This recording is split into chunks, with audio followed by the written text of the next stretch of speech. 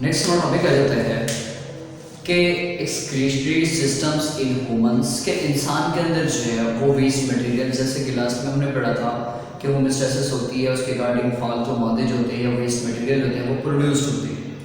अब हमने देखना ही है आज के टॉपिक में कि जो वेस्ट मटेरियल्स प्रोड्यूस हो चुके हैं हम उसको बॉडी से बाहर कैसे निकालते हैं, कौन कौन से आर्गन हैं जो कि इसके अंदर इन्वॉल्व होते हैं और उनका उनमें से हर एक का किरदार क्या होता है।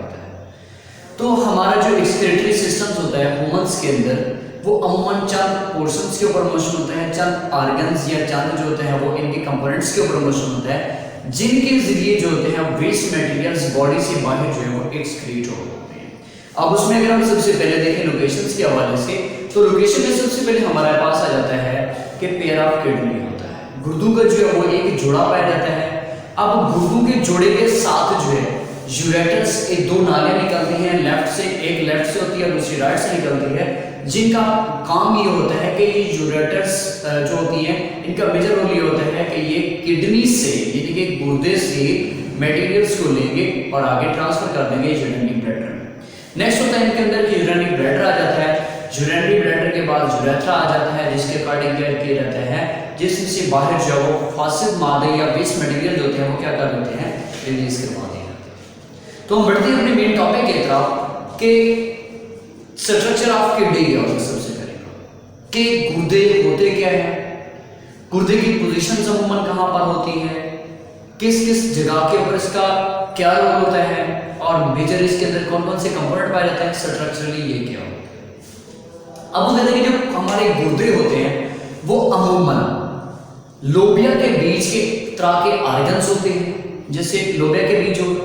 अब उसके बाद वो बताता है कि हर गुर्दा अमूमन 10 सेंटीमीटर क्या होता है, लंबा होता है। जब हम पोजीशन देखते हैं तो इसमें से 10 सेंटीमीटर जो होती है इसकी लेंथ आ जाती है, 5 सेंटीमीटर जो होती है इसकी जो वो चौड़ाई आ जाती है, 4 सेंटीमीटर जो होती है इसकी क्या आ जाती है, थिकनेस आ जाती है, मोटाई आ जाती है। मतलब ये कि हर गुर्दा जो होता है 10 सेंटीमीटर लेंथ होती है, 5 सेंटीमीटर उसकी जो है वो क्या होती है, चौड़ाई होती है और 4 सेंटीमीटर होती है इसकी थिकनेस होती है, यानी कि मोटाई आ जाती है। अब हमने देखना ये है कि गुर्दे अमूमन कहां पाए जाते हैं। अब हम कहते हैं कि गुर्दे जो होते हैं वो एब्डोमेन के अंदर मौजूद होते हैं, यानी कि आखिरी जो रिब्स, ये हमारे पास जो दो रिब्स हैं, ये आखिरी दो रिब्स जो होती हैं इनकी प्रोडक्शन करती हैं और क्या करती है, इसको कवर वगैरह कर लेती है ताकि किसी किस्म का कोई इनको हार्म वगैरह ना हो सके चोट लगने के दौरान या कुछ इस वजह की वजह से इनको किसी तरह का कोई इशू क्रिएट ना हो सके।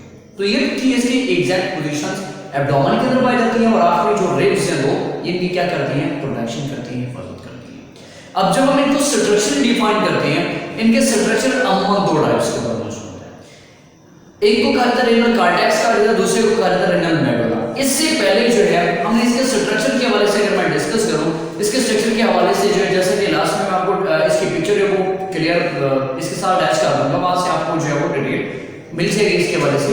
तो हम देखते हैं कि इसके वस्त के अंदर यानी इसके सेंट्रल रीजन से जो है वो ट्यूब्स निकलती हैं जिनको अमूमन कहा जाता है यूरेटर्स। अब यूरेटर का मेजर रोल क्या होता है, यूरेटर्स का काम क्या होता है। यूरेटर का मेजर रोल हमारे इसके किडनी के अंदर ये होता है कि ये मटेरियल्स को लेंगी कहां से, किडनी से, लेने के बाद इसको ट्रांसफर करवा देंगे या ट्रांसपोर्ट करवा देंगे यूरिनरी ब्लैडर के अंदर।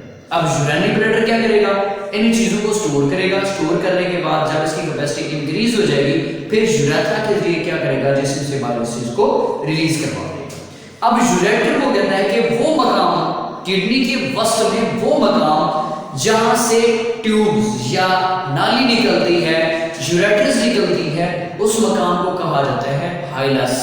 उस मकाम को कहा जाता है हाइलस। अब कहते हैं यहां से ये यूरेटर्स निकलेंगे और इसके साथ ब्लड वेसल जो होती हैं वो किडनी के अंदर क्या हो जाती है, एंटर हो जाएगी।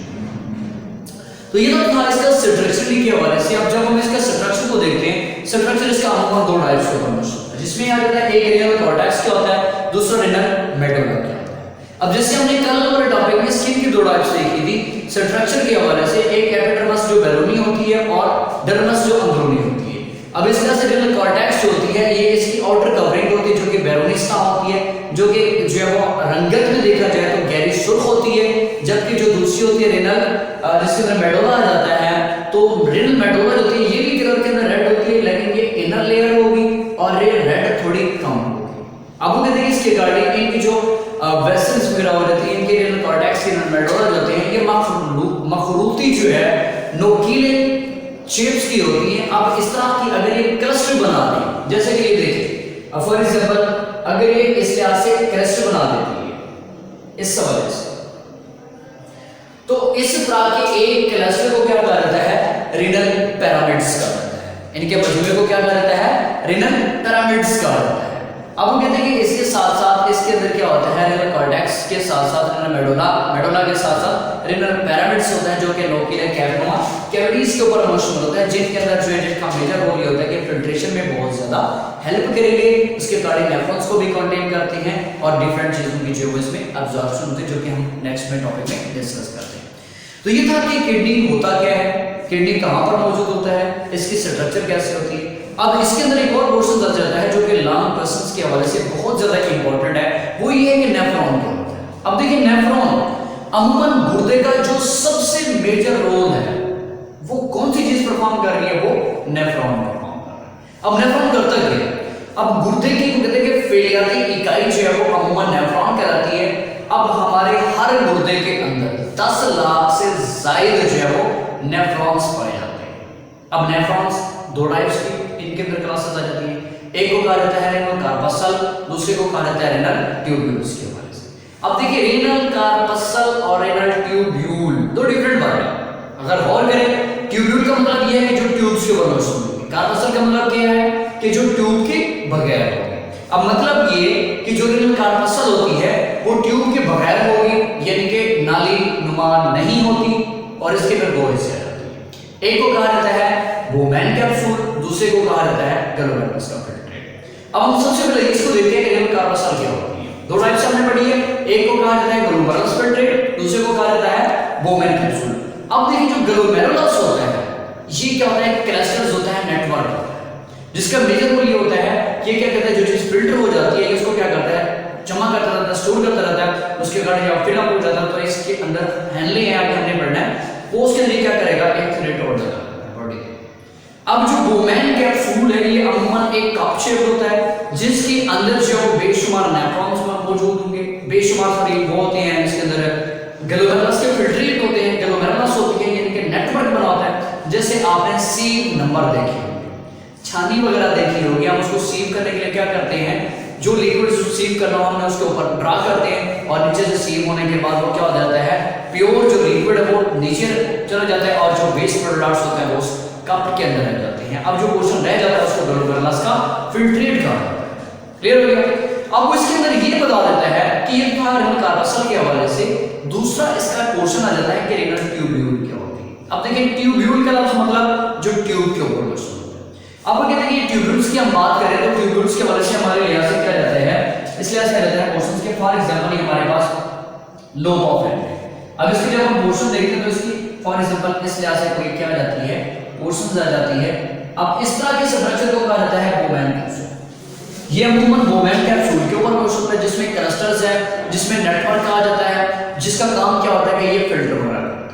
अब वो कहता है कि ये फिल्टर करने के बाद अब ये पोर्शन आ जाता है इस तरह के, इसको कहा जाता है अमूमन लोब ऑफ हैंड। इसमें क्या होता है, इसके अगर हम एंड देखें दो आ जाते हैं, एक आ जाता है डिसेंडिंग लोब ऑफ हैंड, दूसरा आ जाता है असेंडिंग लोब ऑफ हैंड। अब नेक्स्ट टॉपिक में हमने इस चीज को डिस्कस करना है कि डिसेंडिंग का क्या रोल होता है और असेंडिंग का हमारे इस नेफ्रॉन्स के अंदर, हमारे बॉडी के किडनी के अंदर जो होता है, इन चीजों का क्या रोल होता है। तो ये था हमारा टॉपिक कि नेफ्रॉन होता क्या है, नेफ्रॉन की कितनी टाइप्स आ जाती हैं और ये कहां पर पाया जाता है, और इनके अंदर जो ये नेटवर्क होता है जो कि लोब ऑफ हैनले वगैरह हो गया, इसके पोर्शन हो गए, इनका मेजर